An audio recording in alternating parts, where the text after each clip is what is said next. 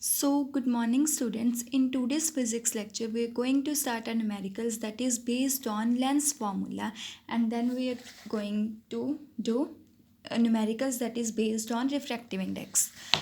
So, आपके पास lens formula होता है जो वो होता है 1/f is equal to 1/v minus 1/u, जिसमें f होता है जो वो होता है आपका फोकल लेंथ, और जो होता है v वो होता है साइज ऑफ द इमेज, और जो होता है u वो होता है साइज ऑफ द ऑब्जेक्ट। ठीक है, तो क्या है, ये होता है आपका लेंस फॉर्मूला। आपको याद करना पड़ेगा 1/f is equal to 1/v minus 1/u। तो for convex lens, converging lens होता है, कन्वर्ज का मतलब होता है इकट्ठा करना, मतलब जो रेस आती हैं जो इसमें से पास करती हैं वो एक पॉइंट पर कलेक्ट हो जाती हैं, और जिस पॉइंट पर वो कलेक्ट होती हैं वहाँ पर आपकी इमेज बनती है। और लेंस से लेकर इमेज तक के डिस्टेंस को हम क्या बोलते हैं फोकल लेंथ। क्या बोलते हैं? Focal length. ये वाले डिस्टेंस को, इस पॉइंट को बोलते हैं फोकस। तो क्या है, एफ इजिकल टू पॉजिटिव, मतलब जो चीज़ आपकी राइट साइड पे होगी वो होगी पॉजिटिव, और जो चीज़ लेफ़्ट साइड पे होगी वो होगी नेगेटिव। तो आपका ऑब्जेक्ट था जो वो लेफ़्ट साइड पे था, तो u is equal to negative. Image कहाँ पर बनी आपकी? राइट साइड पे, तो v is equal to positive. Focal length भी आपकी राइट साइड पे है, तो f is positive. For concave lens क्या होता है, जो रेज इसमें से पास करती हैं वो डाइवर्ज हो जाती है। डाइवर्ज मतलब बिखर जाती हैं, तो ऐसे डाइवर्ज हो जाएंगी। तो जिस पॉइंट पर वो, मतलब आगे तो मीट कर नहीं सकती, तो पीछे की तरफ मीट करेगी, तो जिस पॉइंट पर मीट करेगी वहाँ पर आपकी क्या बनेगी? इमेज। तो इस पे आप देख सकते हो कि ऑब्जेक्ट भी आपका लेफ़्ट साइड पे था, फोकल लेंथ भी लेफ़्ट साइड पे है, और इमेज भी आपकी लेफ़्ट साइड पे बनी, तो तीनों क्या आ जाएंगे? नेगेटिव। तो अब हम करेंगे numericals. An object is placed at a distance, object कितने डिस्टेंस पर पड़ा है? 30 सेंटीमीटर, दैट इज़ u।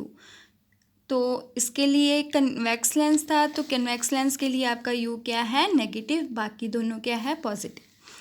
तो u मैंने क्या ले लिया? -30 सेंटीमीटर। वैसे हमको 30 दिया था, लेकिन u हमने नेगेटिव लेना होता है, तो u is equal to -30 centimetre. Focal length 15 centimetre है, वो हमने पॉजिटिव ही लेनी है for convex lens, that is 15 centimetre, and v हमको फाइंड करनी है। तो हम लेंस फार्मूला यूज़ करेंगे। f की जगह पर मैंने पुट कर दिया 15, 1/v वैसे आ जाएगा, माइनस u की जगह पर क्या पुट कर दिया? -30। तो माइनस माइनस क्या हो गए? प्लस, तो 1/v प्लस 30, 1/v प्लस 1/30। तो क्या है, हमको निकालनी है v की वैल्यू, तो इसको हम इसी साइड पर रहने देंगे, और आपका 1/30 है जो वो इस साइड पर आ जाएगा। तो ये यहाँ पर पॉजिटिव था, अगर यहाँ पर आएगा तो नेगेटिव हो जाएगा। तो क्या हो गया? 1/15 माइनस 1/30। तो 1/v इज इक्वल टू, अब इसका एलसीएम ले लो। 30 और 15 का एलसीएम लेंगे अगर हम, 15 पे जाएगा जी, तो क्या आ जाएगा? 15 2 या 30 एंड 15 1 जा 15। फिर 2 पे जाएगा तो क्या आ जाएगा? इतना। तो एलसीएम कितना आया? 30। पहले हम 1/15 को 30 के साथ मल्टीप्लाई करेंगे, तो कितना आ गया? 2। तो फर्स्ट आ जाएगा आपका, फर्स्ट टर्म की जगह पर मैं क्या लिख दूँगी? 2। एंड देन सेकेंड टर्म की जगह पर जो आपकी टर्म होती है उसको किसके साथ मल्टीप्लाई करना होता है? एलसीएम के साथ। तो कितना आ गया? 1। तो 1 लिख दिया। 2 माइनस 1/30, नीचे आपका एलसीएम होता है। तो 1/v इज इक्वल टू 1/30, और v की वैल्यू क्या आ गई? 30 सेंटीमीटर।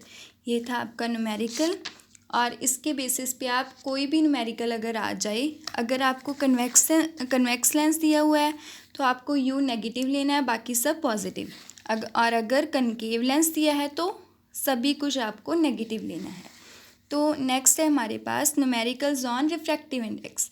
तो रिफ्रैक्टिव इंडेक्स है जो, उसका फॉर्मूला होता है speed of light in vacuum, vacuum जहाँ पर कुछ भी नहीं होता, एयर भी नहीं होती, upon speed of light in medium. तो न्यूमेरिकल क्या है? Find the refractive index of glass, मतलब मीडियम हमारे पास क्या है, ग्लास, उसका रिफ्रैक्टिव इंडेक्स हमें फाइंड करना है। अगर हमारे पास speed of light in glass कितनी है, 2 × 10⁸ मीटर पर सेकेंड, तो म्यू, इसको रिफ्रैक्टिव इंडेक्स को हम म्यू के साथ डिनोट करते हैं। तो mu is equal to C/V, speed of light in vacuum to the speed of light in medium. Speed of light in vacuum ये हमेशा हमारे पास 3 × 10⁸ मीटर पर सेकेंड होती है, तो वैक्यूम की जगह पर क्या आ गया, 3 × 10⁸, बाय ग्लास की इतनी दी हुई है 2 × 10⁸, वो पुट कर देंगे और हमारे पास आंसर आ जाएगा 3/2 इज इक्वल टू 1.5। तो नेक्स्ट है मेरे पास, अगर इस टाइप के न्यूमेरिकल आ जाएं कि आपको रिफ्रैक्टिव इंडेक्स वाटर का दिया है एंड रिफ्रैक्टिव इंडेक्स ग्लास का दिया है, आपको क्या फाइंड करना है, refractive index of glass with respect to water find करना है। आपको विद रिस्पेक्ट टू एयर दिया है, क्योंकि अगर कुछ भी ना दिया हो कि किसके विद रिस्पेक्ट टू है, तो आप मान लीजिए कि एयर के विद रिस्पेक्ट टू है।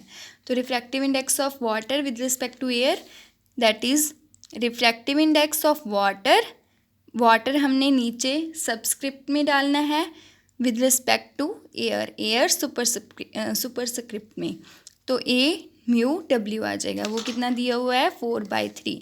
और refractive index of glass with respect to air is equal to 3/2। तो निकालना किसका है, रिफ्रैक्टिव इंडेक्स ऑफ, यहाँ पर म्यू है, ए नहीं है, सॉरी, निकालना किसका है हमने, refractive index of glass with respect to water. तो जिसका निकालना है उसको ऊपर रख देंगे, मतलब इसको हम ऊपर रखेंगे, नीचे वाटर का, तो यहाँ पर इसका कितना था 3/2, इसका कितना था 4/3। तो जब ये ऊपर जाएगा तो रिवर्स हो जाएगा, 4/3 था, जब ऊपर जाएगा तो 3/4 बन जाएगा और आपका 9/8 आंसर आ जाएगा। और इसके यूनिट कुछ नहीं होते, क्योंकि क्या होता है कि ऊपर भी स्पीड होती है, नीचे भी स्पीड होती है, इसके यूनिट भी मीटर पर सेकंड होंगे, इसके यूनिट भी मीटर पर सेकंड होंगे, तो एक मतलब कट हो जाएंगे और आपके पास 1 आ जाएगा। तो इसकी यूनिट कोई भी नहीं होती, तो आपको यूनिट कुछ भी नहीं डालना है, जस्ट आपको आंसर लिखना है। तो ये थे हमारे आज के numericals. So thank you students.